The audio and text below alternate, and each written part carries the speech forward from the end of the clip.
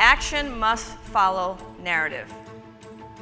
So today won't matter if we don't take action to make this world a better place and to make sure that each and every one of your voices, each and every one of the voices of kids that we serve matter. I know that LA84 is going to continue this conversation. We started it 4 years ago. The Playing Forward campaign that led into the Play for All campaign that led into Play Equity is now leading into the Play Equity Fund. Cost of play is expensive. And that expense is keeping millions of our kids from the transformational power of what we know sports can do, what we heard sports can do today.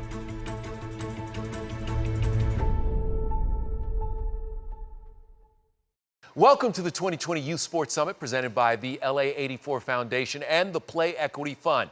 I'm Kevin Frazier, and as we continue our series of panels and discussions, today our conversation focuses on creating pathways to careers in sports. Now, while so many young people dream of playing pro sports or being the next LeBron James, Alex Morgan, Mike Trout, or Serena Williams, a lot of kids might not realize there are opportunities connected to the sports they love outside of the playing field or on the court. For many kids to be exposed to these careers and have a greater understanding of what these positions are can open up new goals in sports beyond wanting to be in a uniform.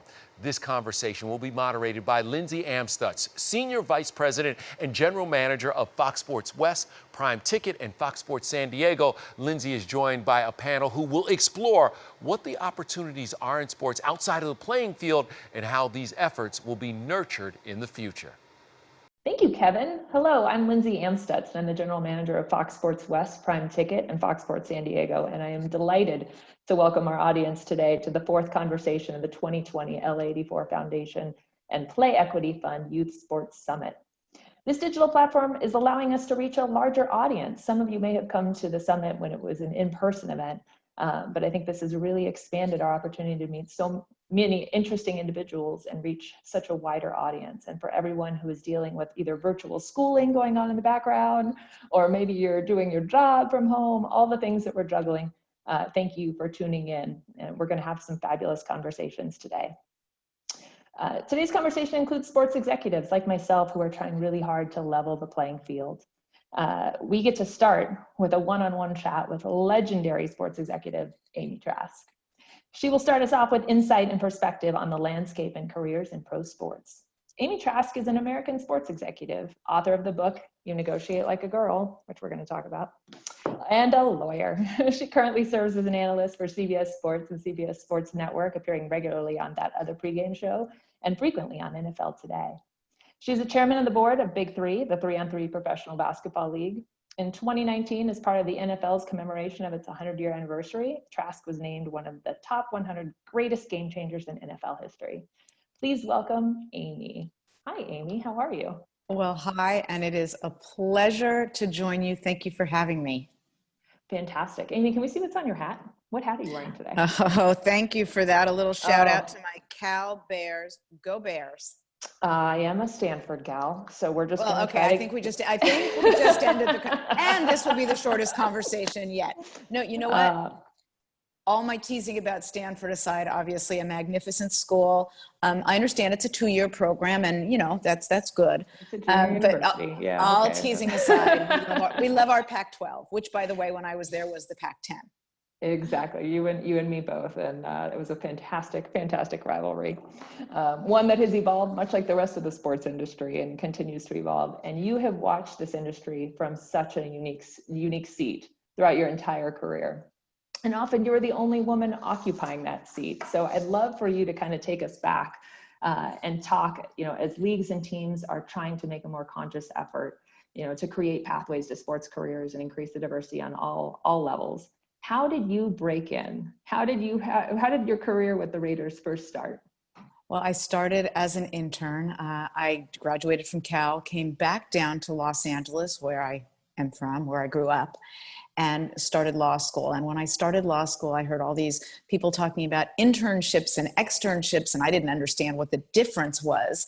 But I thought, well, that sounded interesting. And I picked up the phone and called the Raiders, who were then in Los Angeles, having come down at the same time I graduated, which I thought was terrific since they were my very, very, very favorite team. The team had tried to come earlier, but been ordered back by court order. ultimately came down the same year I did. And I called and I said, I'd like to do an internship. And that's how things started. You spoke in your book about one of your first executive meetings at the NFL, Super Club meeting, and one of the owners asked you to get the coffee, which is a pretty common, sometimes Right. there's some common misunderstandings. So I'm sorry, take go us through ahead. that. No, take us through that story. Yeah. Well, it was my first league meeting. I joined the Raiders as an intern in the 83-ish time zone, early part of the mid 80s. And then a year or so after my internship was over, I joined on a full-time basis. And shortly after I joined, Al Davis told me to join him at a league meeting. League meetings are 1 per club or 2 per club, and then there's an annual really big one. But the business gets done at the 1 and 2 per club meetings, and he took me with him. And I, of course, got down there early for my first meeting in the morning. And I walked in and there was coffee and food set up in the back for people to enjoy before the meeting started. And I was in the back of the room drinking a cup of coffee, and I think I had put it down and turned, and one of the team owners looked at me and asked me to get him coffee. And I had a sort of split second to decide how to react. And I reacted instinctively, naturally, in the way that felt right to me. And I said, sure, how do you take that? And I went and he told me how he took it. And I went and got him his coffee because I knew the minute the meeting started, he was going to realize that I was part of the meeting. I looked around when he asked me to get the coffee and I realized that the only women in the room were part of the catering crew. So I got him his coffee. I went back to drinking mine. And the meeting started shortly thereafter, and we all went to take our seats. And I looked over at him when I sat down at that league meeting table. And when he saw me sit down, you could just sort of see the blood draining from his face. And I smiled at him and winked. And, I chose to deal with it in that manner. There have been a lot of women and some men who have said to me, you should have called him out immediately. When he asked you to get him the coffee, you should have let him have it. Well, I handled it in the way that felt right to me. And from that moment on, every single league meeting, he asked me, how would you like your coffee? And I reminded him constantly he still owed me a tip. And we went on to work together for decades and decades. And he was one of my staunchest supporters throughout my career. He supported me. He encouraged me. And the reason I share all of this with you in the detail I do was I handled it in the manner that felt right to me. And it was effective. And we went on to have this tremendous working relationship. And as I said, he was supportive and encouraging. So the message there to me and that I share with others is, to thine own self be true. Handle things in the manner you believe will work best for you. And that's what I did, and it worked. From that day, how have you seen things evolve during your time, with the team and with the NFL? You can talk a little bit about that evolution and give us some historical perspective. Sure, and it has evolved, and it's certainly not where one would hope it is today, but it has evolved. Now, again, people listening to this, many of them won't have even been alive, which is sort of horrifying to me, when I started my career in that early part of the mid-'80s. But when I attended that meeting, it was the first time, or so I was told, that a woman had been in that meeting, other than women who might have been married to or the daughters of those who own teams. So I was the first woman in there in the role in which I attended. Well, over time of my career, other women joined that room, and there are some tremendous women in the league right now. Jeannie Bonk of the Chargers, Hannah Gordon of the 49ers are two that come to mind. So yes, there has been evolution in that regard. The diversity and inclusiveness is nowhere close to where I believe it should be. But I do have the perspective of having started in the early to mid part of the 80s and having seen that there has been some movement over that time. There was another great line in your book where you shared that the legendary Al Davis, when talking about the fact that he doesn't swear at women or in front of women, and then I think you were gesturing, perhaps loudly, maybe, to get his attention. And he said something to the effect of, "Oh, Amy, I swear at Amy, but I don't consider her a woman." It was one of the most special moments of my career, and it's a career full of special moments. But you just explained that beautifully. There was a meeting going on, and he did at one point look over and say, "Oh, I swear at Amy, but I don't consider Amy a woman." Well, what better compliment could there be of someone in a work environment?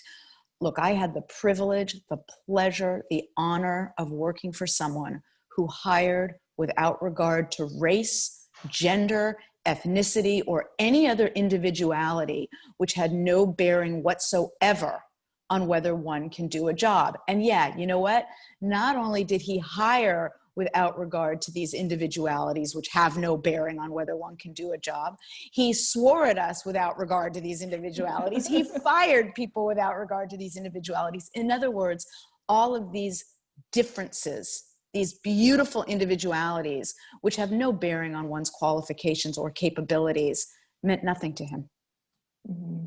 And yet he put together such a fantastically diverse team, you know, kind of before his time, I would say. How did Before his time. Yeah, how did that diversity, and you being a woman, you know, you were great at your job, you worked harder than anybody else, you know, that's what made you excel in the role. But did you, being a woman and being surrounded by more diverse voices, how did it help the Raiders organization? Well, you know, I really hope and wish and dream that there will be something I refer to it as business Darwinism. And the reason I raise this is businesses that don't hire diverse people, people from different backgrounds, people of different races, religions, ethnicities, all the differences should fail. Because by definition, they are excluding from their business people who are tremendously qualified and can make the business better. So number one, diversity helps businesses. And I hope that business Darwinism ultimately penalizes those businesses who aren't diverse and inclusive in their hiring. But beyond that, businesses need people with different ideas. People to say, and by the way, I'm saying businesses, but I of course mean all entities, not just for-profit businesses, but all entities. You need people who are going to say, wait, no, what? Or, I disagree, or that's not a good idea, or have you thought about this, or what about a different approach? Think how much better organizations are with that sort of input from a multiplicity of different backgrounds and different perspectives. Absolutely. Turning our attention to the big three, you know, which obviously doesn't have a lot of the years and decades of legacy and has started more recently, and it looks different, you know, and it's comprised of a more diverse ownership group, et cetera. First off, how did you get connected to the big three? And then would love to hear how, you know, things that you guys perhaps are doing differently as a league than some of the more traditional leagues to try to bring in more diverse voices. Well, I'll start with that latter part just because I'm all excited by you having teed that up, and then I'll circle back. Look, it is a very, very diverse, inclusive organization led by Ice Cube and Jeff Quantinitz, who formed it together. And look, I'm their chairman of the board. We have two of our head coaches are women, and I'm always delighted to say that these two women, Nancy Lieberman and Lisa Leslie, each of them in their first year as a head coach won the Big Three championship and were voted Coach of the Year. And the reason that's so significant is Coach of the Year is voted upon by the players and the other coaches. And all these players and coaches voted in Nancy and voted in Lisa. And that is very significant and reminds me of my career with the Raiders and now with the Big Three. Nobody cared about my gender. When I say nobody, players didn't care about my gender. Players want to know that you're contributing to the team. Are you helping us win? And if you're helping a team win, and of course, Nancy and Lisa led their team to championships, players know game knows game. How I became involved was I was working with CBS Sports, and Cube and Jeff formed this league and reached out to me about being involved. And I said, oh, no, I'm done with that. I'm not going back. No, I'm done. Well, they are very, very, very tremendous recruiters. They are good men. They had a vision and a dream that they shared with me, and I am honored to be part of it. That's wonderful. It's been fantastic to watch it grow. What advice would you give all of our viewers, you know, in terms of creating additional pathways for diverse voices? And we have viewers that are young professionals, and we have viewers that are CEOs. And so any sort of universal truths or things that you would love our audience today to take with them that they can take to their workplace and make a difference? Well, I can tell you what worked for me That doesn't mean it will work for everybody. Look, the best advice I ever received in my whole life was from my mom, who told me from the time I was a little girl, to thine own self be true. And like moms can do, she told me over and over and over again. And like daughters do, I rolled my eyes when she did. It is the best advice I've ever received. And I will admit this to you, Ms. Stanford, it wasn't until I was almost out of Cal that I learned that my mom didn't invent that. It was actually this guy named Shakespeare who invented it, and my mom was just quoting him. But whether my mom or Shakespeare, it's the best advice I ever received. And the reason I share that now is I will share with you what worked for me, but I recognize that what works for one person doesn't work for everyone. So maybe this will work for some that are listening, maybe it won't. I didn't spend a moment thinking about my gender.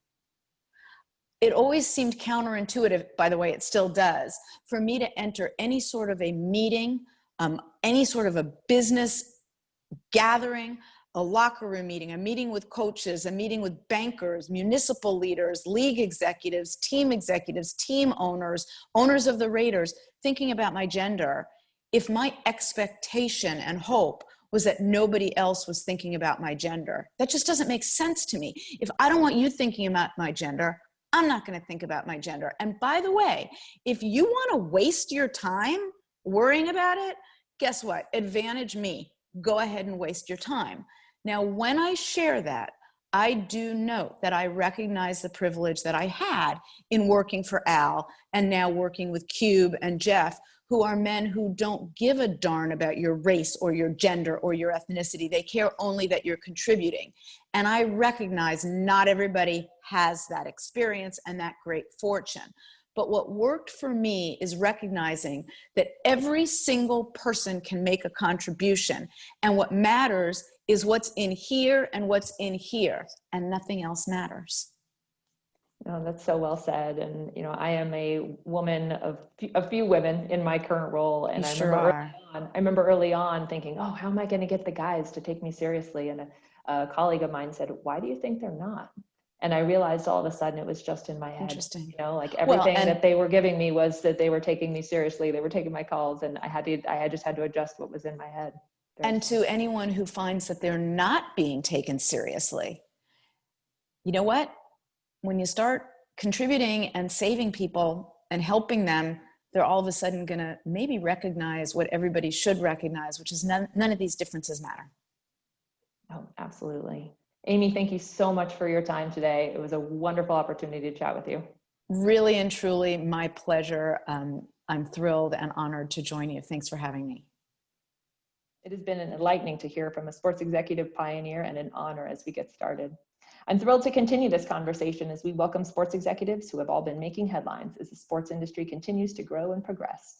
This past June, Dr. Karita Brown joined the Los Angeles Lakers as Director of Racial Equity in Action.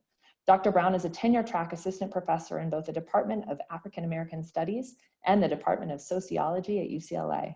She earned her PhD in sociology from Brown University in 2016 and an MPA in government administration from the University of Pennsylvania. She currently serves on the boards of the Obama Presidency Oral History Project and the Du Boisian Scholar Network. Welcome, Dr. Brown, and thank you for joining us. Also joining us is Javier Gutierrez, the President, CEO, and alternate governor of the Arizona Coyotes. As such, Mr. Gutierrez became the first Latino team president and CEO in NHL history. In this role, Javier oversees all business operations, strategic planning, significant organization decision-making, and government relations for the club. His previous professional roles and responsibilities lay very deep in banking and financial services, investments, operations, and acquisitions. Additionally, he has held positions with the law firm of Latham & Watkins, the investment bank Lehman Brothers, and worked as a financial analyst in the league office of the NFL. Javier received his Bachelor's of Arts cum laude in government from Harvard University and his JD from Stanford Law School. Welcome, Javier. Our final panelist is Peter Tomozawa. Peter is the Seattle Sounders President of Business Operations. Last year, Peter and his wife joined the Sounders ownership group, making the pair the 12th family to become part of the Rave Green's newest group of partners. In addition to being part of the Sounders ownership family, he has ownership stakes in the NHL Las Vegas Golden Knights and two historic clubs in the English Football League, Swansea City and Barnsley. Peter has 30+ years of expertise in the financial and public sectors, including several leadership roles in sports business. He was most recently Vice President and Executive Director for Partnerships and Board Relations for Los Angeles' successful bid for the 2028 Summer Olympics and Paralympics. Peter has been in leadership roles with the City and County of Honolulu and the Hawaii Department of Education. Peter, thank you for joining us.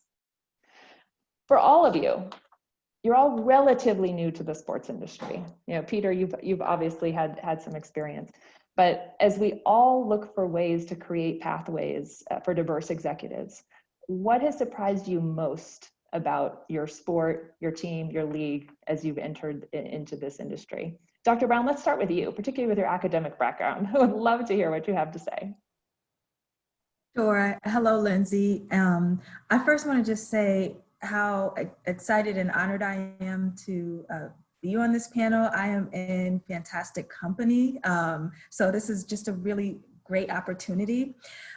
So what surprised me most about my professional sports league, the NBA, working at the Lakers, is how many careers actually exist within professional basketball.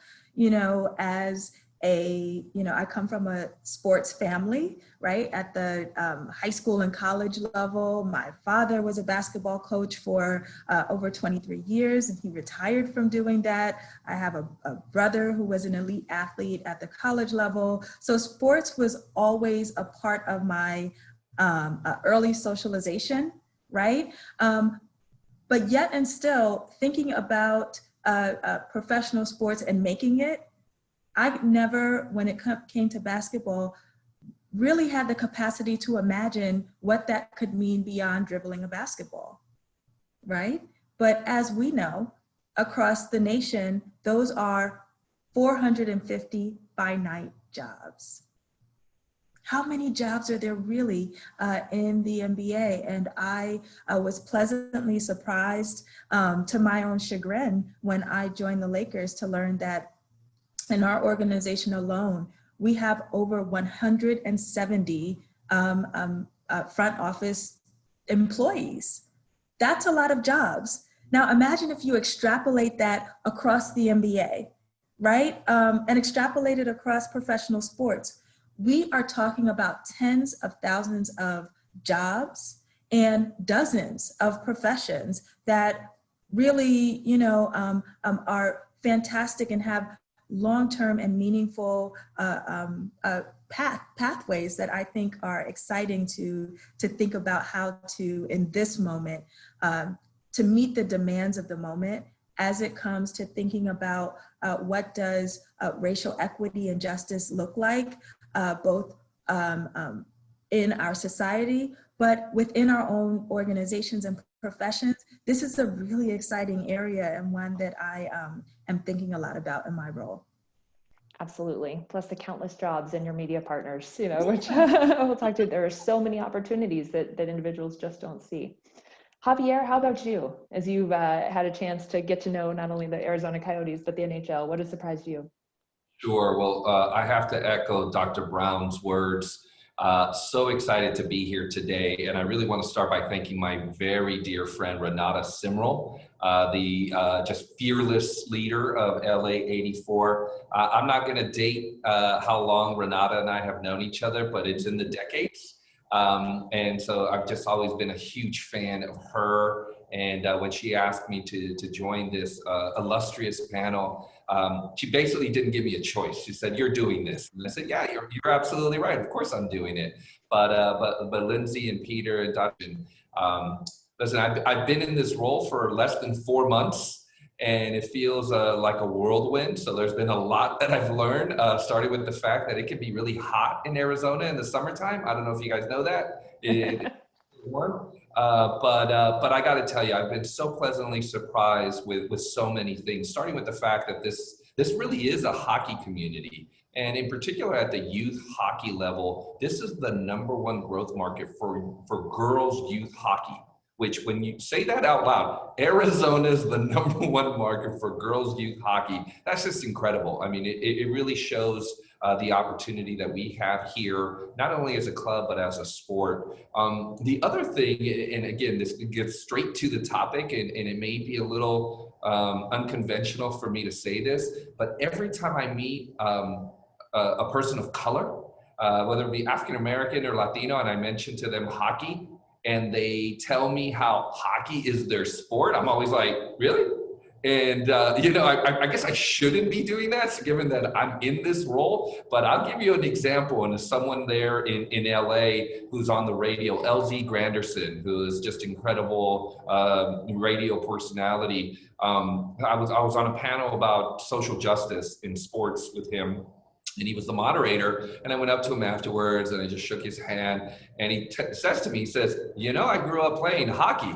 And I was just like, really? And I guess I shouldn't be surprised, but it really does speak to, again, the opportunity that you have in these non-traditional communities for certainly our sport and our league, whether it be at the youth level, at the female cohort, or in these multicultural communities. And so that's been the most pleasant surprise that I've had, is there is this affinity for this sport. It is about passion. It is about skill. It is about speed. Someone told me recently, hockey's the perfect sport for the social media set, because it's nonstop. And that's what they want. Young people, they want nonstop action. But also for certainly the Latino community, which is clearly a community that we're going to target not only as a club, but as a sport. It's a family experience. You can come with your family to this sport and really enjoy it and have a wonderful time and bring multiple generations together. And so it's really exciting.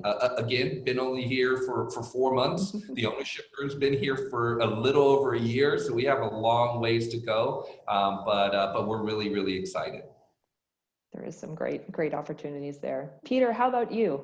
Crossing in 3 different types of sports. What has surprised you about the sports industry? Well, that's a great question, and thank you also to Renata and to Lindsay for having me on this. I feel very humbled being on the same screen as Dr. Brown and Javier. It's really nice to always meet wonderful people in our industry.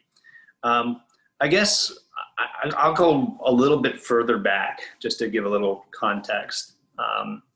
But I started working in the 80s. This is how old I am. But my career is broken up into what I call 3 phases. There was a technology phase in the 80s. I started working for IBM, ended up failing at a software startup firm at the end of the 80s, went back to business school to retool myself, ended up learning about finance, and then had a nearly 20-year career on Wall Street. And so that was my kind of finance phase, if you will. Then decided that, moved to Hawaii, actually. Lindsay, you referenced some stuff I had done there, and thought I could retire, and I failed that. So I guess I kind of failed my way into a lot of different things, but I ended up working for the state of Hawaii as commissioner of charter schools. And then through that, I ended up meeting the mayor of Honolulu and ended up working for him on a light rail project, $5 billion light rail project. Then as fate would have it, sort of intersects with sport. My youngest of 5 children, pretty good soccer player, ended up making the Seattle Sounders Youth Academy team. So in 2015, my wife and I and our youngest son, my wife and I were facing premature empty nesting. If he was going to move to Seattle, we ended up moving with him to Seattle. So my introduction to the Seattle Sounders was as a parent of a academy kid. So that's how I got to that. And then as also fate would sort of have it, a colleague of mine from where I used to work, a guy named Gene Sykes, was named CEO of the LA, at that time, 24 or bid committee. And so I called him and asked him what that was all about. And he said, we're trying to win the Olympics and the Paralympic Games for Los Angeles. And I'm like, well, here's what I've been doing for the last, 5+ years. And this is, if there's some value, I might love to come down and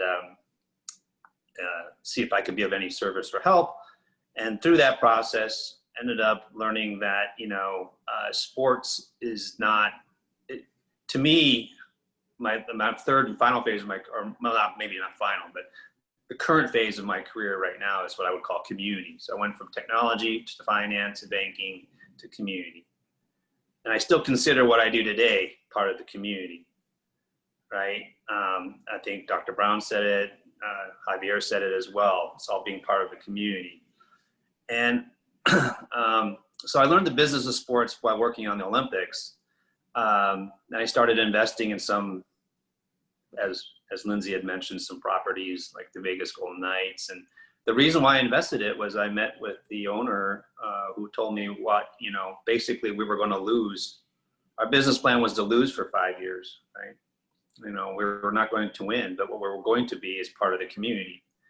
And that really appealed to me. And it was maybe a level setting of expectations, but we were also going to behave in a way that was going to be the very first men's professional sports team in Las Vegas, and so, but that's when I really kind of started thinking about all the things that we worked on in the Olympics, the things that we're trying to convince the IOC to pick us for, was because of the Los Angeles is such a fantastic community. And I think it wasn't surprising to me, I guess, not to trying to answer your question, but in the way that I want to answer it, I suppose. But it was really about, I think what people find surprising about the sports industry is that most people's perception is only about winning and losing. And it's not like that at all. If you look at my day, and I'm sure Javier's day, and I'm sure Dr. Brown's day, it's hardly spent thinking about, we love to win. Sounders win a lot. We were in the finals 3 of the last 4 years. We've won 2 championships in the last 4 years, but it's because we have a culture, though, I think, and we try to build a culture. And the way you build a culture is by connecting to your community. So I think what people find surprising is that everyone thinks it's all about performance. All it's about is just, the wins at all costs. But professional sports is actually a community activity. It galvanizes communities together in a way that can be really unmatched. And that's what attracted me to Vegas. Then I got involved in a couple English soccer clubs because that really epitomized, if you go to Europe, you want to talk about fanaticism and culture around a club, but it symbolizes the entirety of what that whole general geographic area feel. So I feel like, and this idea ties very much into diversity and inclusion, primarily because if you really are truly about your community, you need to look like your community. You need to be part of your community. And you also have an obligation or a heavy responsibility to drive the values of that community, because you have a very unique, probably overweight impact because people watch you, right? And so we shoulder a tremendous responsibility in terms of trying to live those values. And we spend almost all of our time thinking about how to connect, not just to drive ticket sales, not just to drive revenues. Those are results. But the input of the direction that we try to build is to really figure out how we can it's never about come watch us play. It's only about come be part of our team, right? And so it's really an amazing privilege and honor and fun to be part of a franchise that means so much to, the city. The Lakers mean so much. The Phoenix Coyotes Arizona Coyotes have such a great opportunity because I think they kind of got lost a little bit in the last a number of years in terms of what do the Coyotes stand for? The first thing I did, the majority owner, when he hired me to become president of the club, he said, "What is the first thing you're going to do when you become president of my club?" I'm like, "How many people work in the front office?" He goes, 98. I go, "I have 98 meetings. We'll meet every single one of them." and it's about people, culture, and being part of the community. So I don't know if that's, I wouldn't say it would surprise me, because kind of having observed a little bit, but I think people find that super surprising. Yeah, and I think it's been a great evolution, you know, where teams were really focused on winning, or they always had a community element, but now the focus on impact is certainly there, and building that community. But you touched on it so well, Peter, is that we have this community, but the front office doesn't always reflect the community. And as Dr. Brown said, we have all these jobs, and Javier, you pointed out, we have all these great access points through the youth, you know, playing our sports. But how do we capitalize on this opportunity? And Javier, I'd love to start with you. It's like, what do you see as some early opportunities to bring more Black and brown faces, you know, into the front office to reflect the community and to reflect the society at large? Sure. Well, thanks for the question, Lindsay. And I really want to echo a lot of the comments that Peter mentioned about community. So I'll share a story, because people keep asking me this. Why did I take this job, right? Mind you, I had to convince my wife, who had never lived a day of her life outside of Los Angeles. She was born there, she was raised there, she went to college there, graduate school, she taught there, and was an early childhood education professional there. So a lot of pressure to move on and to bring her to the desert here with our 12-year-old. And I got to tell you, it's exactly what Peter had mentioned. So Alex Morello, a trailblazer in his own right, as being the first Latino owner in the NHL, and I have known each other for over a decade. We had been business partners. I actually ran his holding company for several years, and we remained partners in the largest Latino-owned bank in California. And when he bought the team over a year ago, I came. You know, he's my friend, and he'd always want to own a sports franchise, and really wanted to buy this one, much to my surprise, truth be told. And so I came and I visited him, and during his press conference, and I began to get asked how wonderful it'd be to live in Arizona. I said, "Yeah, good for you, not for me." I gotta tell you, and he knew this. He knew that where I was in my career, at the point I was a partner at one of the largest diverse-owned private equity firms in the country, Clearlake Capital, which happened to be started by my roommate from Stanford, Jose Feliciano, and you know, not the singer. I always have to interject. But I was happy, right? I had an office in Santa Monica overlooking the beach. We had $24 billion under management. We were doing great deals. And why did I leave? And I got to tell you, it was exactly what Dr. Brown and what Peter mentioned. It was a chance to leave an impact, to make a difference. Sports gives you this platform. It gives you this voice. Maybe it shouldn't, but it does. And it gives you a chance to talk about these things that are really important for the community. And that's really where I was, right? What I wanted to do is bring diverse voices to the table, to say, hey, this is what's important. Also the opportunity to say, what does the consumer or the sports fan in America really look like? And how do we engage them? And how do we make their voices heard? And that was really appealing to me, because I wanted to be at the forefront of that. I wanted to talk about these issues of empowerment. I have a personal passion, given my 20 plus years in investment and finance and private equity, to talk about the economic empowerment of underrepresented communities. And sports gives you that chance. Not only are we sports franchises, we're business enterprises.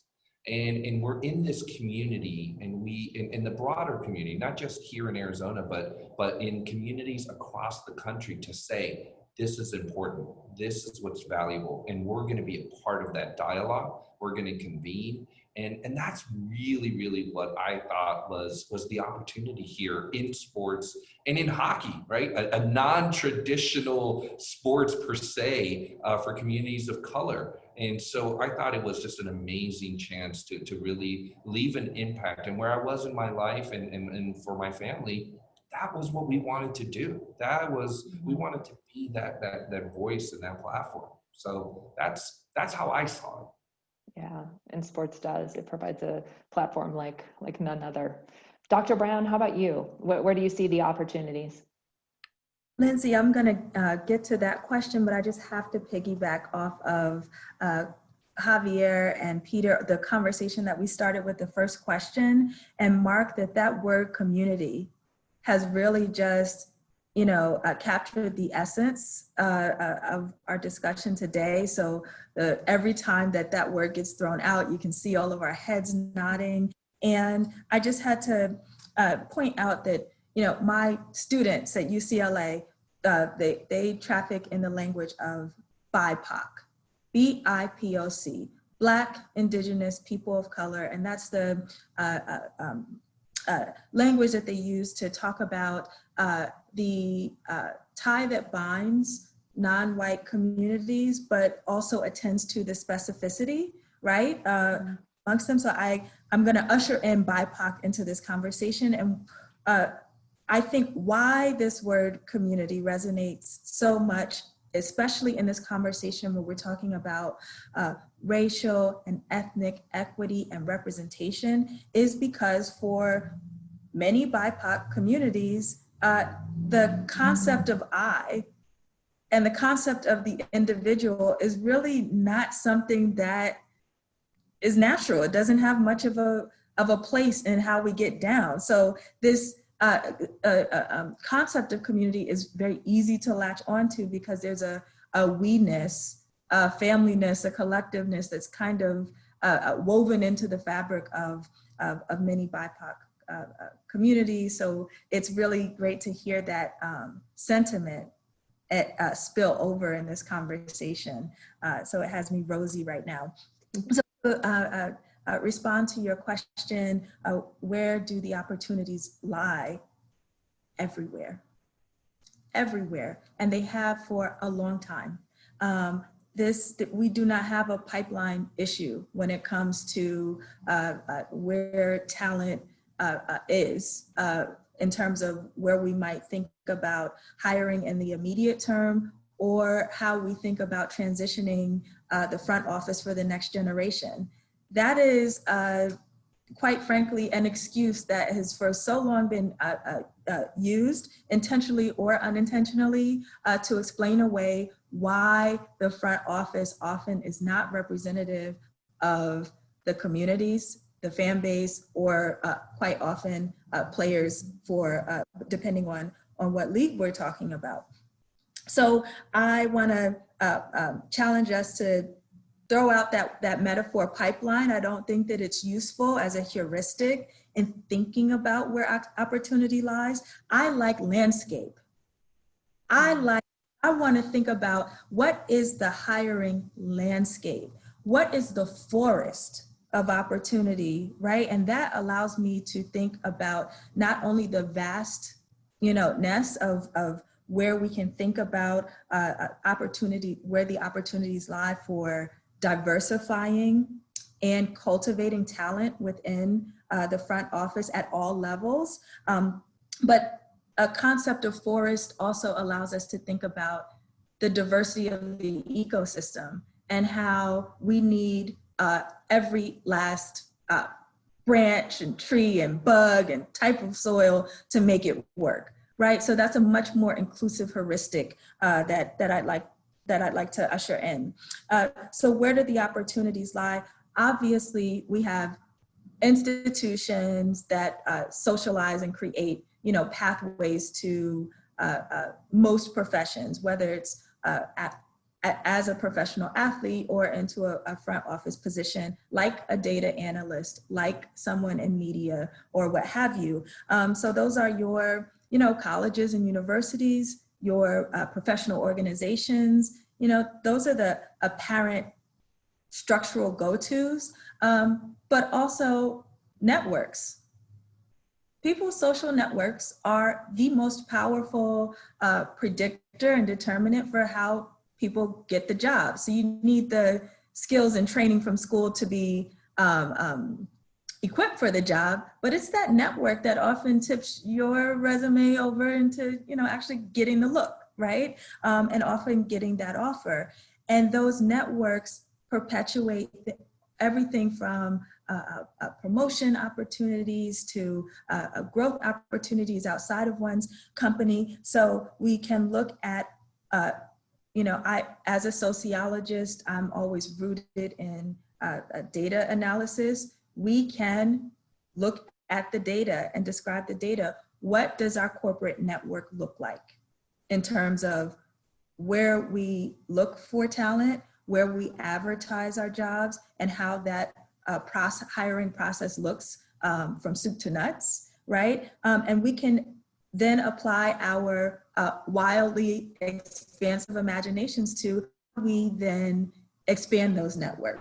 So when it comes to, I'll just use professional basketball as my example, the front office typically is majority, not always is majority non-Black, typically majority white, or, and has a lack of representation when it comes to Black, Indigenous, and people of color. The higher up you go in level, right, when we're talking about the front office. So you can think about who's in whose network at the executive level.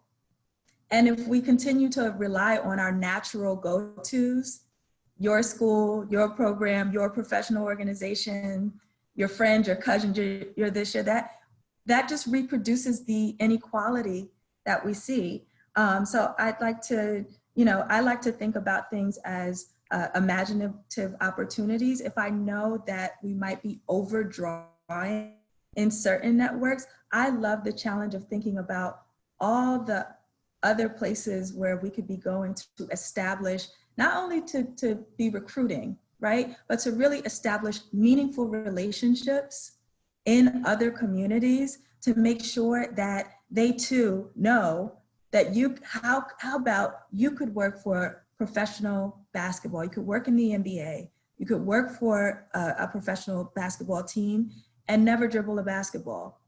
You could do that too, and that's pretty awesome. But there's so much out there for you, and often seeing is believing. So there's a incumbent on us as leaders in our industries to not only wait for those relationships to come into us, but how do we get out into that community and activate those new networks as well. Lindsay, if I could interject a little bit, because I just think those comments are spot on. I've been asked this question over and over again. How do you get more diverse talent in the front office? And I always say you really need, you need a lot of things, but let's start with three main things. You need to be intentional about your effort. This has to be something that is core to your business plan, to who you are in terms of the values. I think second, you have to be authentic. You have to truly say, this is important because it's not only what is right, what we value, but by the way, it's a good business decision, right? I come at things from a business investment perspective. I want to be a value add partner to my business partners. They're seeking to diversify their workforce because they want to tap into these communities that are the growth communities. And so for me, it's authentic, not just to me individually, but to us. And then the final thing is something that Dr. Brown in particular just noted, which is you gotta be innovative. There are so many talented people out there. How do we become innovative in approaching them, in incorporating them? By the way, that don't necessarily come from traditional sports backgrounds. I'm looking at marketing people from consumer products and business intelligence people from from science backgrounds and biotech and things where you're saying you really want to be in sports, and their background wouldn't suggest that, but their skill set, their values, their perspectives absolutely would be a good match. And so you need a lot of that. It's not just one answer, but it's all of the above. And I couldn't agree more in the sense that there is no lack of talent. I want to repeat that again. There is no lack of talent. What there Say is it, Javier. is a lack of imagination in tapping into that talent, as I've said in other industries and settings. And so this is very exciting. We're at a great moment. You have great momentum. And as you can tell, I get very, very passionate and optimistic about this. I just think this is the right time. And you have some great people at the table to do it. That's so cool. It's so awesome. I think you should go into every single day and try to think like, what's the one new thing I'm going to learn today? Or what's the one thing I'm going to do today to improve myself? And being on this panel certainly qualifies for the latter, but I also learned the term BIPOC. And so I did learn something very, very new today. You know, Lindsay, to your question and to kind of piggyback off of what's been said, but, you know, for me, it's commitment, listening, and mentoring. And from somebody who's running a club, the commitment has to come from the very top of the club, and has to be important. And, you know, titles and organizational structures, those things matter. They matter a lot. So you need to, I think if there's like people listening and saying like, what can we do? What's the actionable thing that we can take? You got to have the person that you are going to be living, breathing, and eating this every single day report directly up into the president or the CEO. There's no other way to do it. It has to be that important. It has to be, it can't just be words. It has to be an action that you say, we're making a commitment. The person that's going to be responsible for our social justice or our diversity is actually going to report directly to me. Okay, that is so important as a symbol to the club as to how important is this really, right? To give you an example about the listening, when we were really kind of rethinking our whole activation or our activity around diversity and inclusion, you know, sort of coincided with the nation going, you know, with the social justice movement that we saw this year, which is wonderful. It's terrible it had to happen in that way. Awful, really. But it really got the attention of us. And what we did was we decided as a club to convene a listening session rather than, you know, senior managers thinking that, you know, the problem I think a lot of people have in organizations, whether it be sports or banking or private equity or whatever part of the world, if you come from education, is that they think that leaders should tell people. That's the misnomer of leadership. Leadership is actually listening to people.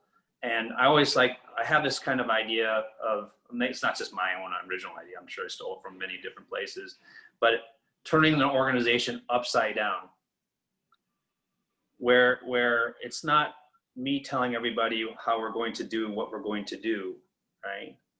It's me more listening and having people believe that I actually work for them. I'm actually somebody that facilitates what they need to get done. And so what we did was, for the social justice platform that we unveiled very recently, was we convened our entirety of our organization to talk about what this means to them, right? And we took our time, rather than run out and say, we're going to donate a bunch of money to this cause or that cause, or, you know, we said, we really want to listen and understand what it is, because we've thought that we can at least do this for our own internal community. We're probably representing the broader community, right? So it goes back to that. But the key thing I think too is, and out of that rolled out a whole kind of concept about we need to be better at hiring jobs for people of color. And it's not like, that was so evident that it's not a pipeline issue, but it's an effort issue, and making the effort and making the commitment to making sure that people of color have opportunity, really.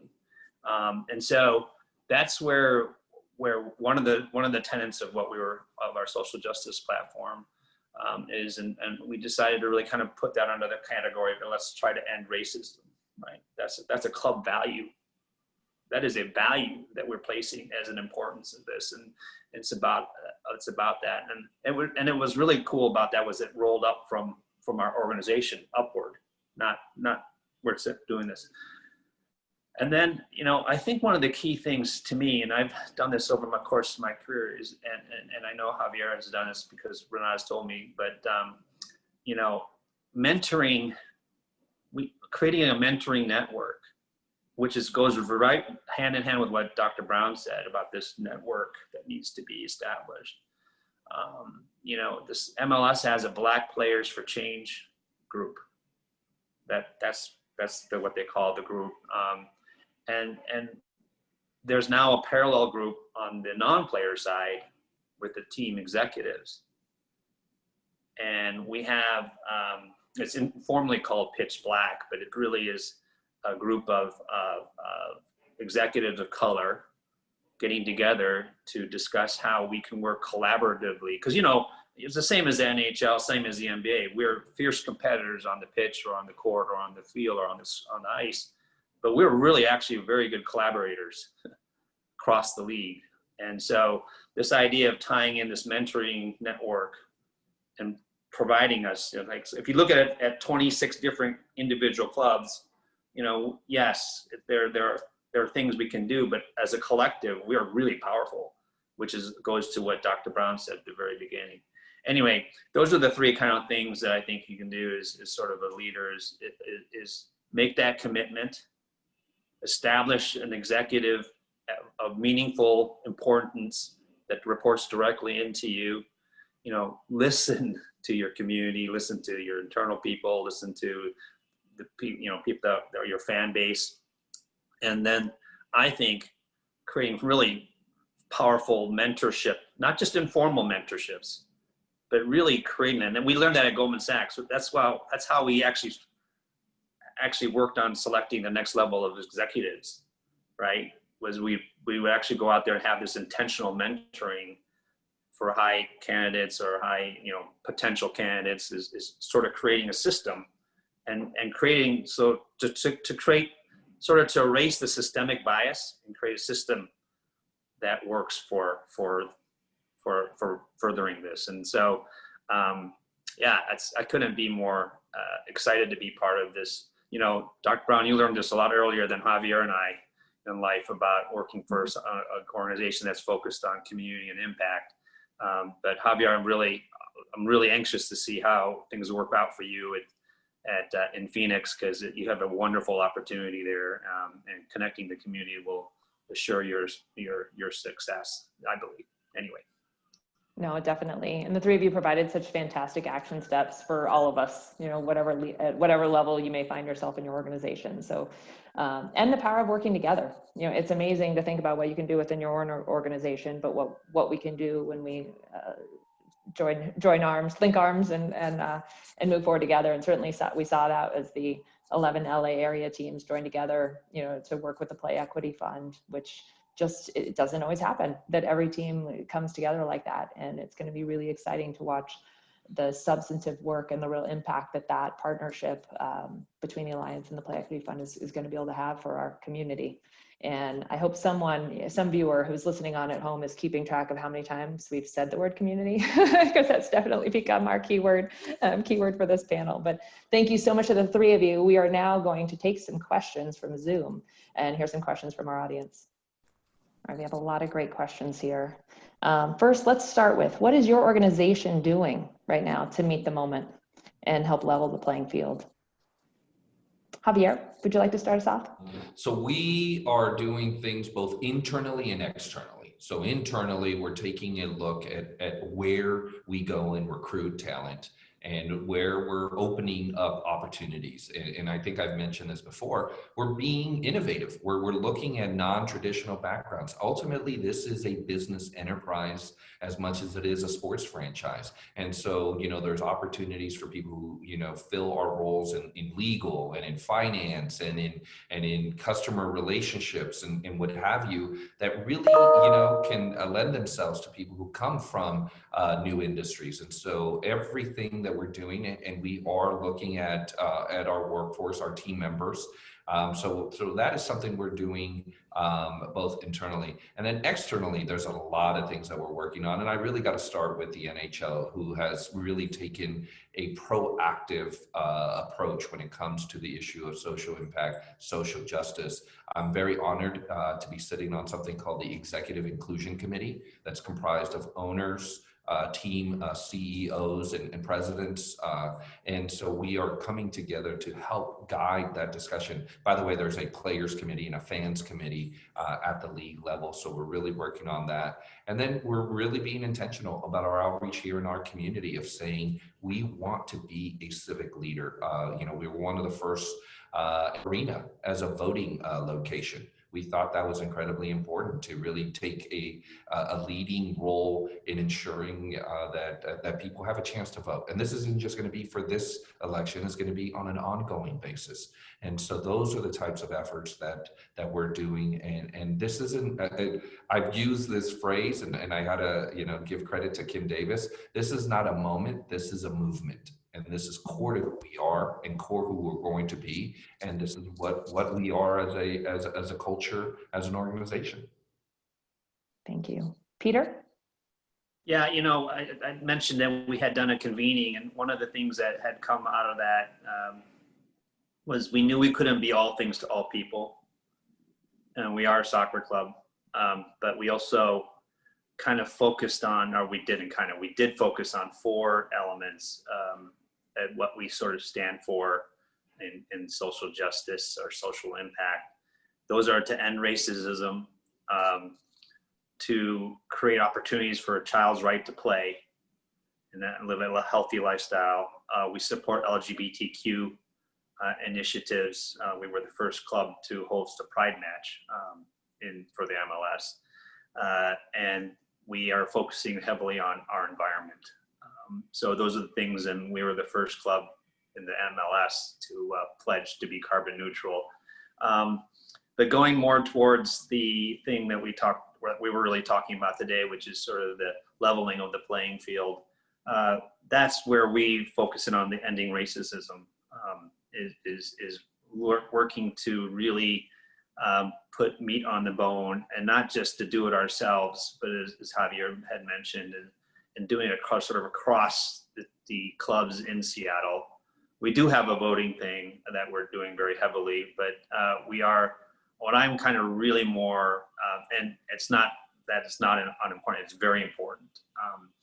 But one of the things is making sure that we can work within Seattle as a community to really focus on opportunities that we see across clubs, right? So when we see candidates, we want to either, if we can't take them or the fit's not there because of the skill set, whatever, we're actively working across with the Seattle Storm, the Seahawks, the Mariners, new NHL Seattle.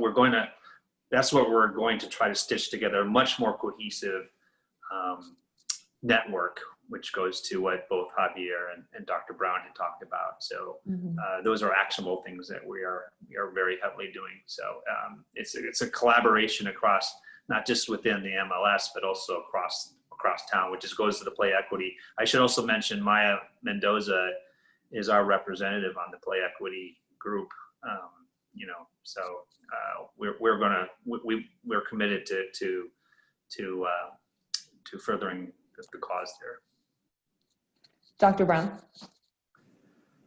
So we have a plethora of actions and activities that the Lakers have committed to, both internal and external. So I'll, for sake of brevity, just mention a few.